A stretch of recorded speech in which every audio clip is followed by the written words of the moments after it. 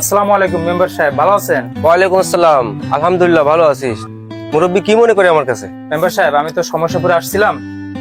আপনি তো জানেন আমার ছেলে ঢাকায় পড়াশোনা করে, আর ওর তো লাস্ট সেমিস্টার। তা ওর লাখখানিক টাকার প্রয়োজন হয়, আমার বলছিল। তা আমার তো আর কোনো জায়গা নেই আপনার কাছে ছাড়া। তা যদি আমার লাখখানিক টাকার ব্যবস্থা করে দিতেন, তাহলে আমি আপনার আবার কিছুদিন পর দিয়ে দেবেন। টাকা তো কোনো সমস্যা না চাচা, ঠিক সময় দিতে পারবা তো?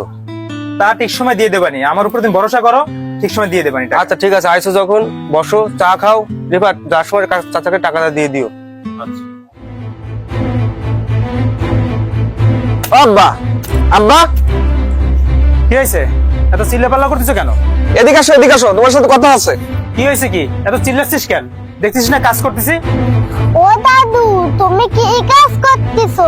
যা করে করুক, তুমি অত কথা বললে না, মুসুক করো। এইভাবে আর থাকা যায় না। আমার বউটা গত 1 মাস হলো চলে গেছে। এই মেয়েটারে স্কুলে ভর্তি করতে হবে। তুমি তো পড়ে আছো তোমার ছোট জনরে নিয়ে। তুমি যদি বাড়ি থাকো, তাহলে আমার বউ বলে স্যার আসবে না। এখন তুমি হলো বাড়িতে চলে যাও। এমন কি অন্যায় করেছি আমি যে তোর বউ আমার জন্য চলে গেছে? আমারও 2-3 জনের রান্না তাই করতে পারে না তোর বউ। ওটা তোর নিজের সংসার, এটা করলে কি হবে? আর তুই যে আমার বাড়ি ছেড়ে চলে যেতে করছিস, তা আমি যাবো কি? আমার কি কোনো থাকার জায়গা আছে? তুমি যে কোথায় যাবা না যাবা এটা আমি জানি না। আগে একবার তোমার ছেলের জন্য জমি বেচে পড়াশোনার ব্যবস্থা করেছো, এখন তো তোমার তো জমিও নেই যে আমাদের জন্য কিছু করবা। এখন আমার ব্যবস্থা তো আমার করতে হবে। তুমি কোথায় যাবা এটা জানি না বাবা। দেখ বাজান, তোরা রাগটা করিস না, তোরা একটু মিলেমিশে থাক। আর আমি এই বয়সে আমি আর কোথায় যাব? আমি তো তোদের জন্যই বেঁচে আছি। আমার এই নাতিদের মুখের দিক তাকাই তো আমি এই সংসারে এত কষ্ট করে যাচ্ছি। তা তোরা যদি এত চিল্লাপাল্লা করিস, তাহলে আমার কি আর যার কোনো জায়গা আছে? কার কাছে আমি বলবো বল? চিল্লাপাল্লা না করে কি কোনো উপায় আছে? তুমি তো দেখেও না দেখার ভান করতেছো। আমার ব্যাপারটা তো তোমরা বোঝারও চেষ্টা করো না। তোমার জ্ঞান জ্ঞানানি প্যান বানানি আমার ভালো লাগে না, এগুলো বন্ধ করতে হবে। কি হয়েছে ভাই? আব্বার সাথে তুমি কি বলতেছো? যা বলার আব্বার সাথে বলেছি। আমি তো একটু শুনেছি তুমি কি বলিস আব্বার সাথে। তা সংসার কি তুমি একা চালাও? আজকে যে আমরা বড় হয়েছি, যে আমি লেখাপড়া ঠিক করতেছি, তা আব্বার কোনো অবদান নেই সংসার? আমিও তো সংসার চালাই, আমি টিউশনি টাকা দিয়ে গেছে মাসে তার 7,000 টাকা দিচ্ছি, তুমি তো সেটা ভালো করেই জানো। তোমরা তোমাদের তাই শুধু বোঝো, কিন্তু আমার বিষয়টা তোমরা বোঝো না। আমার বউটা গত 1 মাস চলে গেছে, আমার মেয়েটা রয়েছে স্কুল ভর্তি করতে হবে, এর তো কোনো ভবিষ্যৎ ওদিকে তো নেই। আমাদের খেয়াল আছে, এখন সে যদি চলে যায় তা আমরা কি করবো? সে থাকলে আমার বউ আসবে না বলে দিছে। এখন তার সে কি কোথায় যাবে না যাবে আমরা জানি না। তাই বলে কি তুই আব্বার সাথে এইভাবে ব্যবহার করবো? আব্বা কষ্ট হয় না? সে বড় মুরব্বীরা, সে সারাদিন কাজ করে। দেখ বাজান, তোরা এত চিল্লাপাল্লা করিস না নিজেদের মধ্যে। আর তোরা যদি এরকম করিস, তাহলে আমার নাতিটা তোকে দেখে কি শিখবে বল? ও একটা ছোট মানুষ, ও দিন দিন বড় হচ্ছে না? তোরা একটু মিলেমিশে থাক। আর এরকম করিস না। তুমি করতেছো আব্বার সাথে খারাপ ব্যবহার করতেছো।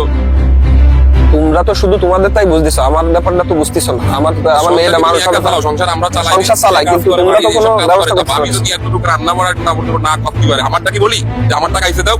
শুধু আমার বাচ্চা বুড়ো তারটা বলি, এতটুকু না পারলি তুমি তো তাদেরকে কোনো করো না।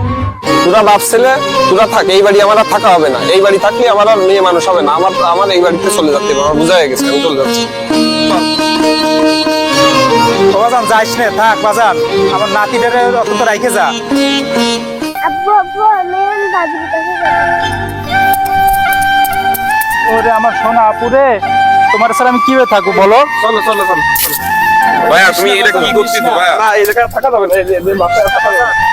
এই জায়গায় থাকা যাবে না।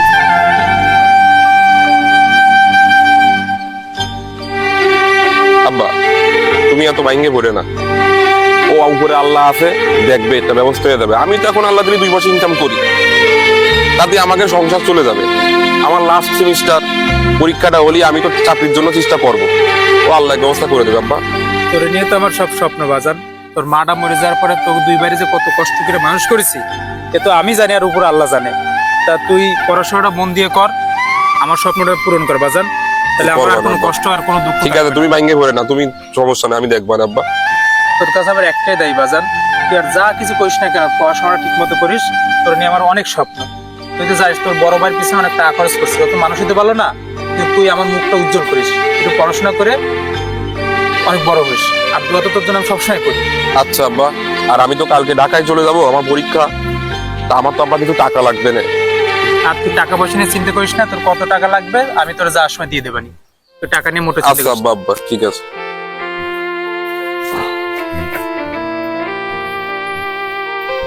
আব্বা, আব্বা এদিকে আসো। হ্যাঁ আইসি দাঁড়া। চলে যাবো তো আমি। ও বাজান তুই কি রওনা হয়েছিস? হয় আমার 3:30টাই গাড়ি। আব্বা বেশি টাকার কথা বলিলাম। ও হ্যাঁ, তোর তো টাকার কথা বললাম, তুই দাঁড়া, আমি টাকা নিয়ে আসতেছি। আচ্ছা বাজান এই যে টাকা ধর, এর মধ্যে 1 লাখ টাকা আছে, তার মানে তোর হয়ে যাবে না, বুঝছিস? আর ঠিক মতো পড়াশোনা করিস, অনেক কষ্ট করে টাকাটা এনে দিস। আচ্ছা আব্বা, তুমি টাকা কই পাইছো? টাকা তো আমাকে মেম্বারের কাছে আনিছি। মেম্বারের কাছে টাকা নিয়ে আইছো? মেম্বার তো আব্বা সেরকম ভালো লোক না। না, লোক ভালো লোক, সমস্যা তুমি নাই। ভালো কথা বলে টুলে নিয়ে আইছো, মানে কবে দিবা একটু দেখি। ভালো কথা বলেছি, মেম্বার ভালো লোক, যা আমাকে চা মতো দিয়ে দিছে। ভালো লোক মেম্বার, কিন্তু এর আগেও 2-1টা রিপোর্ট খারাপ আছে মেম্বারে। অনেকের টাকা ওলা দিতে পরে তার জমি টাকা নিয়ে গেছে। থাক, তোর অত চিন্তা তুমি জানো না করতে ওই যে হবে রফিক কাকার কি করিতেছে? ওই তো হইছে, তোর এত চিন্তা কর না। রফিক কাকা তার বিয়ের সময় ওই যে 50,000 টাকা নিল মেম্বারের যাচ্ছে, লাস্টে রফিক কাকার গোয়ালেতে গরু নিয়ে গেল 2টে। ওই তো বুঝেছি, যাক তুই পড়াশোনা ঠিক মতো কর, তাতে আর কোনো সমস্যা হবে না। তুই ঠিক মতো পড়াশোনা করিস। আচ্ছা বা ঠিক আছে, আমি যাচ্ছি। আর তুমি নিজের খেয়াল রাখো, আর ওই ভাইয়ের প্রতি বেশি কষ্ট পায় না। আমি দেখি পরীক্ষা টরীক্ষা দিয়ে আসি, ভাইয়ারে কিভাবে আনা যায় বাড়ি, ভাই ভাবি রে তাজমিন রে, আমি দেখবো না। তুমি নিজের দিকে যত রাখো কিন্তু। আচ্ছা বাজান, খাটা ঠিক মতন করো, ঠিক আছে গ্যাসের ওষুধটা যেন ঠিক মতন খাও। ঠিক আছে বাজান, যা তুই পড়াশোনা মন দিয়ে কর, এতে আর আমার ওই শান্তি। জন্য কালকে যাই একটু ডায়াবেটিসটা মাইপে আইসো। আচ্ছা ঠিক আছে বাজান, যা সাবধানে যাস বাজান। আচ্ছা আব্বা যাই। আচ্ছা যা, থাকো আব্বা। যা বাজান, পড়াশোনা ঠিক মতো করিস বাজান। আচ্ছা আব্বা, থাকো থাকো। দোয়া করি, যা।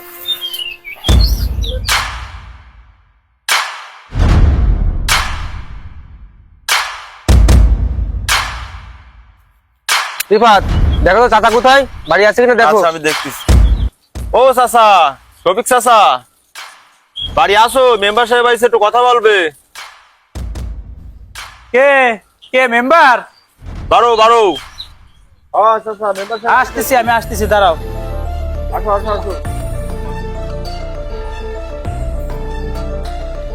আসসালামু আলাইকুম চাচা, কেমন আছো? ওয়ালাইকুম আসসালাম মেম্বার, ভালো আছি। হঠাৎ কি মনে করে আমার বাড়ি? তোমার তো অনেকদিন দেখি না চাচা, দেখতে আসলাম। মেম্বার তা আইসো, ভালো কথা। তা বাড়ির মধ্যে আসো, বসে কথা বলি। না চাচা, বসবো না, আমি বসতে আসিনি। তোমার তো কোনো খোঁজ খবরই নাই। 1 বছর আগে 1 লক্ষ টাকা নিয়ে আসছিলে, সে 1 লক্ষ টাকা সুদি বাইরে 3 লক্ষ টাকা হয়েছে। সুদ তো দেওয়ার দূরের কথা, আসল দেওয়ার নামে তো খোঁজ নেই। 1 বছরের ভিতর তুমি তো খোঁজ খবরই নিলে না আমার। ও মেম্বার, আমি তো তোমাকে ছিলাম 1 লাখ টাকা, তা 3 লাখ টাকা কি হবে হলো? তা তুমি যদি সুদে টাকা দেবা, তখন তুমি আর বললে না কেন? তাহলে তো আমি তোমার কাছে সুদে টাকা নিতাম না। তুমি আমার উপকার করেছো বাবু, ভালো কথা, তাই বলে তুমি এইভাবে আমার মারবা? বাহ চাচা বাহ, তুমি মনে হচ্ছে আমার রক্তের কেউ। তুমি আমার কাছে টাকা চাইলে আমি এমনি এমনি তোমার টাকা দিয়ে দিলাম। তুমি জানো না গ্রামের মানুষ আমার কাছে টাকা নিতে আসে লাভে করে? তুমি কি না জানি আমার কাছে টাকা নিতে গেছিলে? ও মেম্বার, তা আমি এত টাকা তোমার একসাথে কিভাবে দেবো? আর তুমি তো জানো আমি টাকা নিচ্ছি আমার ছেলের পড়াশোনা করার জন্য। আর তুমি যে এইভাবে সুদ চাপা আমার কাছে, তা তো আমি জানি না। তা তুমি আমার সময় দাও বাবু, আমি তোমার টাকা শোধ করে দেবানি। ও আমি বুঝতে পারিছি, টাকা তুমি দিতে পারবা না। তোমার যে আর কত সময় দেবো, তা তোমার তো জায়গা জমিও নেই। তোমার তো কিডনি বেচলে তো 3 লাখ টাকা হচ্ছে না। আসে তো শুধু তোমার এই বাড়িটা না, তোমার বাড়িটা খালি করে আমার আজকে দিবা। তুমি বেরোয় যাও বাড়ি। তোমার এই বাড়িটা আছে বিধায় তোমার টাকাটা দিছি। আর আমিও তো কাঁচা কাজ করি না, আমার কাছে সব কাগজপাতি আছে। ডকুমেন্টস দাও। জি ভাই, জি। চাচা, এই ডকুমেন্টে সবকিছু লেখা আছে, নাও পড়ে পড়ে দেখো। তুমি তো আবার পড়তে পারো না, আমি তোমার পড়ে পড়ে শোনাচ্ছি। আমি শফিক হোসেন, সাত্তার মেম্বার কাছ থেকে 1 লক্ষ টাকা নিচ্ছি। ঠিক সময় বুঝিয়ে না দিলে আমার যা কিছু আছে মেম্বার দখলে নিতে পারবে। সবকিছুতে লেখা আছে। এখন কি চাচা বুঝতে পারিছো? এখন কি আমি লোকজন ডাকবো নাকি তুমি বাড়ি খালি করে দিবা?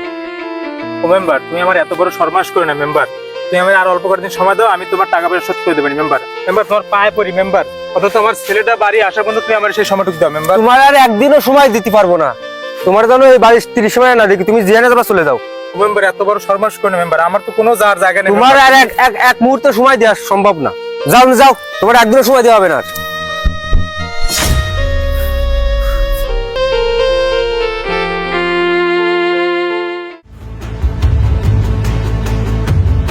দাঁড়ান মেম্বার সাহেব। বাবা উনাই কোটপ্যান্ট পরে বাড়িতে আইছো কি? কোটপ্যান্ট কি ভাড়া করে নিয়ে আসো নাকি? আপনি কাকে কি বলছেন? আপনি জানেন উনি কে? উনি হলে এই এলাকার ইউনো স্যার।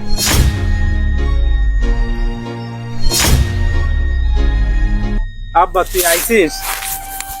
তুই ভালো সময় আছিস আব্বা। তুই দেখ, তোর নিজের চোখে দেখ মেম্বার কি করতেছে আমার সাথে, দেখ। তুমি তো দাঁড়াও, আমি দেখতেছি। তুমি একটু দাঁড়াও। আজকে তো নতুন ইউনো স্যারের আসার কথা ছিল। আপনি কি আমাদের এলাকার নতুন ইউনো স্যার নাকি? হ্যাঁ, আমি এই এলাকার নতুন ইয়নো। কি আমার ডেজিগনেশন শুনে কি এখন মুখটা কালো হয়ে গেল দেখলাম? আপনি নাকি আমার বাবাকে বাড়ি থেকে বের করে দিতে চাইছেন, আমার বাবার সাথে অনেক খারাপ আচরণ করেছেন। কি পাইছেন কি আপনি? কি হইতে বাবা, খুলে বলো তো। তোর ওই লাস্ট সেমিস্টারে পড়ালেখা করার সময় তুই যখন তোর টাকা লাগবে বলছিলি, কারণ আমি তো মেম্বারের কাছ থেকে যে 1 লাখ টাকা আনছিলাম তোর ওই পড়াশোনা দেওয়ার জন্য। তা এখন মেম্বার এই 1 বছর পর আইসে বলতেছে যে আমার কাছে 1 লাখ টাকা শুধু আসলে 3 লাখ টাকা হয়েছে। তা আমার কাছে তো মেম্বার কাছে তুমি এই টাকা দাও, নতুবা আমার বাড়ি ছেড়ে দাও। সে কি আবল তাবল বলতেছে আমার আইসে, বল দেখবি। আমি তো তোমার তখনই বলিলাম যে মেম্বার লোক সুবিধার না, মেম্বার এরকম সুদে টাকা লাগায়, সে কাউরে বিনা লাভে কাউরে কোনো টাকা পয়সা দেয় না। দেখেন, আপনাকে বলি, আপনি শিক্ষিত মানুষ, আপনি বুঝবেন। আপনার বাবা তো অশিক্ষিত, আপনার বাবাকে বোঝাতে পারলাম না। 1 বছর আগে আমার কাছ থেকে 1 লক্ষ টাকা নিয়েছে। সেই 1 লক্ষ টাকা সুদে আসলে 3 লক্ষ টাকা হয়েছে। দেখেন, আমার কাছে কাগজ আছে, দলিল আছে। ওই দেখান তো আপনার দলিলটা, দেন আমার কাছে দেন। দেখতে পাবেন কি লেখা আছে।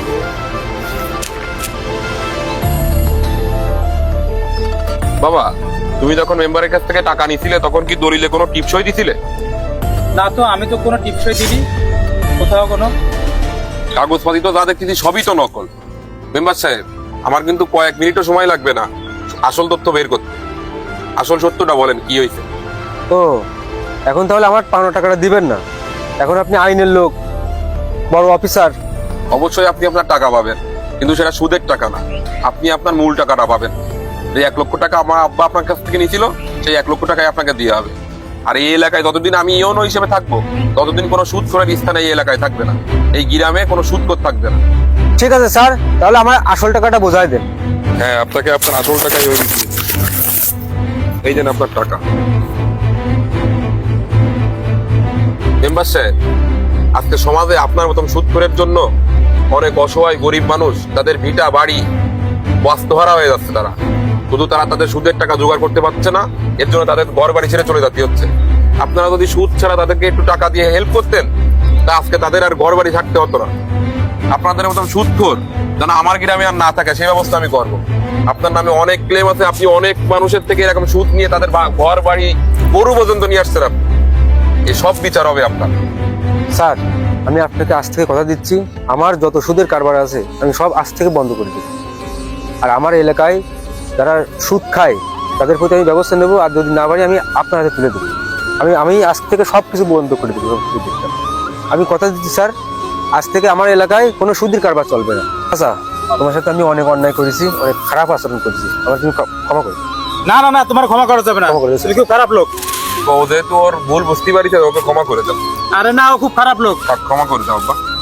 ঠিক আছে, আমার ছেলে এত করে বলতেছে তাই ক্ষমা করে দিচ্ছি। তবে শোনো, সুদ খাওয়া কিন্তু হারাম, না জায়েজ। এসব কাজ করলে আল্লাহ তোমার জাহান্নামে দেবে, মনে রাখো। ঠিক এসব আছে কাজ করবে না কখনো। ঠিক আছে কাকা, আমি আর সুদ খাবো না, আর সুদ কারোকে খাইতেও দেবো না। ঠিক আছে, আমার তাহলে এলাকায়। চলবা। আপনি তো মুসলমান মানুষ, আপনার তো হাদিস কোরআন সম্পর্কে জানা উচিত। মসজিদে ওয়াজ হয়, এই যে সারা বছর এই শীতকাল দূরে ওয়াজ হয়, ওয়াজটা শোনেন না? শুনি। সুদটা কি আমাদের ধর্মে কি বলিছে? সুদ আমাদের ধর্মে একদম আরাম। আসলে স্যার, আমি টাকার নেশায় পড়ে গেছিলাম। আমি বুঝতে পারিনি যে সুদ মানুষের কাছ থেকে নিলে মানুষ কতটা বিপদগ্রস্ত হয়। যাক, এখন আপনি আপনার ভুল বুঝতে ভুল পারছেন। বুঝতে পারছি। আপনি এখন থেকে সুদ খাবেন না, এবং কেউ খাইলে অবশ্যই আমাকে জানাবেন। অবশ্যই 100% জানাবো। আসসালামু আলাইকুম স্যার, তাহলে আমি যাই। চাচা, আমি যাই তাহলে। যাও তাহলে, যাও। আব্বা, আমি 1 বছর আগে তোমারে বলে গেলাম না যে আমার পরীক্ষা সামনে, দোয়া করো, আমি তোমার স্বপ্ন পূরণ করে আইছি। কি কইছো? আমি ইওনো